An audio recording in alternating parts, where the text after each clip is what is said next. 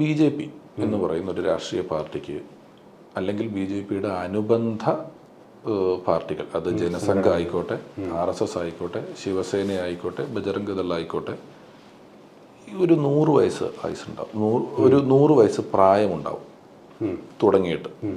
നിങ്ങളൊരു 50 കൂടെ വെച്ചോളൂ, 150 വർഷം എന്ന് വെക്കുക അല്ലേ. പക്ഷെ ഹിന്ദു മതത്തിന് ഏതാണ്ട് 5000 വർഷത്തെ പഴക്കമാണ് പറയുന്നത്. ഹിന്ദു പാരമ്പര്യത്തിന്, മതത്തിനല്ല, ഹിന്ദു പാരമ്പര്യത്തിന്.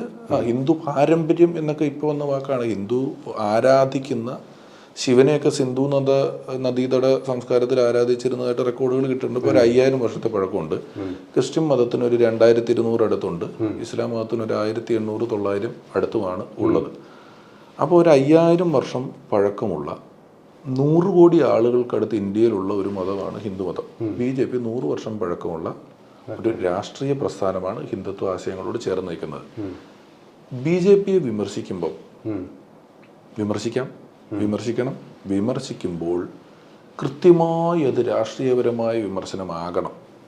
അത് ഹിന്ദു വിമർശനമാകുന്നിടത്ത് നിഷ്പക്ഷ ഹിന്ദുക്കൾ BJP ആവും.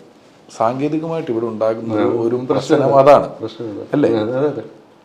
നിങ്ങൾ അതുപോലെ നമ്മൾ ഇപ്പോൾ BJP പോലെ നമ്മളിപ്പോൾ SDPIനെയോ ലീഗിനെയോ മറ്റ് കാര്യങ്ങളെയോ നിങ്ങൾ അത്തരണത്തിൽ വിമർശിക്കുന്നുണ്ടെങ്കിൽ രാഷ്ട്രീയപരമായി വിമർശിക്കണം. നിങ്ങൾ അതിനെ മതപരമായി വിമർശിച്ചാൽ നിഷ്പക്ഷ മുസ്ലിങ്ങൾ, നിഷ്പക്ഷ ഇസ്ലാം വിശ്വാസികൾ കൂടുതലായി അങ്ങോട്ട് പോകും. അപ്പം 100 വർഷം ഈ 100 കോടി ആളുകളുള്ളൊരു ഒരു മതം, അവരുടെ വിശ്വാസമാണത് അല്ലേ. ഇപ്പം ജയ് ശ്രീരാം എന്ന് ഹനുമാനാണ് ആദ്യം വിളിച്ചത് എന്ന് പറയുന്നു.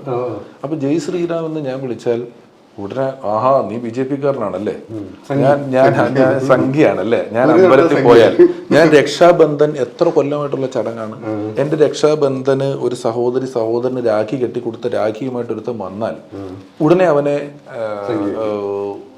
ഇതായിട്ട് ചേരും. അങ്ങനെ ചാപ്പ അടിക്കുമ്പം ഇവൻ പറയുന്ന സ്റ്റേറ്റ്മെന്റ് പോകും. ഇപ്പൊ നമ്മുടെ ചില തർക്കങ്ങൾ നടക്കുമ്പോൾ നീ കുടിച്ചിട്ടുണ്ടോ, ഉണ്ട്, എന്നാ നീ മിണ്ടണ്ട എന്ന് പറയും.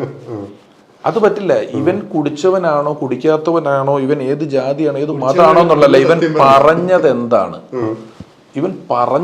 ഈ പറഞ്ഞതിനാണ് പ്രസക്തി. ആര് പറഞ്ഞു എന്നുള്ളത് അവിടെ നിൽക്കട്ടെ, പറഞ്ഞതിനാണ് പ്രസക്തി. ഈ പ്രശ്നം ഇവിടെ ഉണ്ട്. ഈ സാമാന്യവൽക്കരണം എന്ന് പറയുന്നത് ഇവിടെ വലിയ തോതിലുണ്ട്.